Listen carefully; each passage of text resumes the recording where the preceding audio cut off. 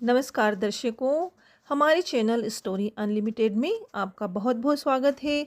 हमारे चैनल पर हम आपको सभी प्रकार के व्रत त्योहार की पूजा विधि और कथा का श्रवण करवाते हैं। आज हम आपके लिए संतान सप्तमी व्रत की कथा लेकर आए हैं। अगर हमारे चैनल को आपने सब्सक्राइब नहीं किया है तो प्लीज़ हमारे चैनल को सब्सक्राइब ज़रूर कर लें। चलते हैं कथा की ओर। दर्शकों, इस बार संतान सप्तमी का व्रत भादव मास के शुक्ल पक्ष की सप्तमी तिथि को किया जा रहा है। यह व्रत 22 सितंबर के दिन रखा जा रहा है। इस व्रत को मुक्ताभरण संतान सप्तमी व्रत भी कहा जाता है और यह व्रत विशेष रूप से संतान की प्राप्ति के लिए, उसकी रक्षा के लिए और उसकी उन्नति के लिए किया जाता है। और इस दिन भगवान शिव व माता गौरी का पूजन किया जाता है। सप्तमी व्रत की कथा से संबंधित एक पौराणिक कथा है।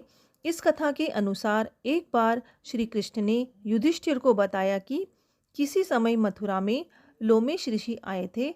मेरे माता पिता देवकी तथा वसुदेव ने भक्ति पूर्वक उनकी सेवा की तो ऋषि ने उन्हें कंस द्वारा मारे गए पुत्रों के शोक से उबरने के लिए उन्हें संतान सप्तमी का व्रत करने को कहा।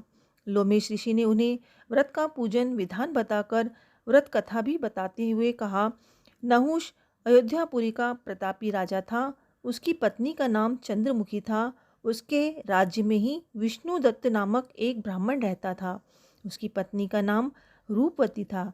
रानी चंद्रमुखी तथा रूपवती में परस्पर घनिष्ठ प्रेम था। एक दिन वे दोनों सरयू में स्नान करने गई।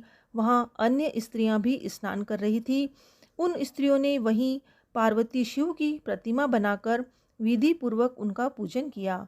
तब रानी चंद्रमुखी तथा रूपवती ने उन स्त्रियों से पूजन का नाम तथा विधि पूछी। उन स्त्रियों में से एक ने बताया, यह व्रत संतान देने वाला है। इस व्रत की बात सुनकर उन दोनों सखियों ने भी जीवन पर्यंत इस व्रत को करने का संकल्प किया और शिवजी के नाम का डोरा बांध लिया। किंतु घर पहुंचने पर वे संकल्प को भूल गईं। फलतः मृत्यु के पश्चात रानी वानरी तथा ब्राह्मणी मुर्गी की योनि में पैदा हुई। कालांतर में दोनों पशु योनि छोड़कर पुनः मनुष्य योनि में आई। चंद्रमुखी मथुरा के राजा पृथ्वीनाथ की रानी बनी तथा रूपवती ने फिर एक ब्राह्मण के घर जन्म लिया। इस जन्म में रानी का नाम ईश्वरी तथा ब्राह्मणी का नाम भूषणा था। भूषणा का विवाह राजपुरोहित अग्निमुखी के साथ हुआ। इस जन्म में भी उन दोनों में बड़ा प्रेम हो गया। व्रत भूलने के कारण ही रानी इस जन्म में भी संतान सुख से वंचित रही। भूषणा ने व्रत को याद रखा था, इसलिए उसके गर्भ से सुंदर तथा स्वस्थ 8 पुत्रों ने जन्म लिया। रानी ईश्वरी के पुत्र शोक की संवेदना के लिए एक दिन भूषणा ने उससे मिलने गई। उसे देखते ही रानी के मन में ईर्ष्या पैदा हो गई और उसने उसके बच्चे को मारने का प्रयास किया, किंतु बालक न मर सके। उसने भूषणा को बुलाकर सारी बात बताई और फिर क्षमा याचना करके उससे पूछा, किस कारण तुम्हारे बच्चे नहीं मर पाए। भूषणा ने उसे पूर्व जन्म की बात स्मरण कराई और उसी के प्रभाव से आप मेरे पुत्रों को चाहकर भी न मरवा सकी।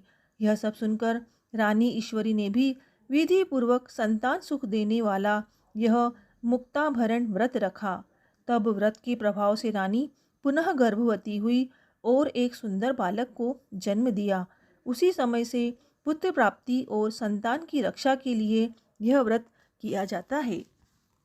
दर्शकों, तो ये थी आज की संतान सप्तमी व्रत की कथा। आगे हम आपको और भी कथाओं का श्रवण करवाएंगे। प्लीज़ अगर वीडियो अच्छी लगे तो हमारे वीडियो को लाइक करें, शेयर करें और चैनल को सब्सक्राइब जरूर कर लें। नमस्कार।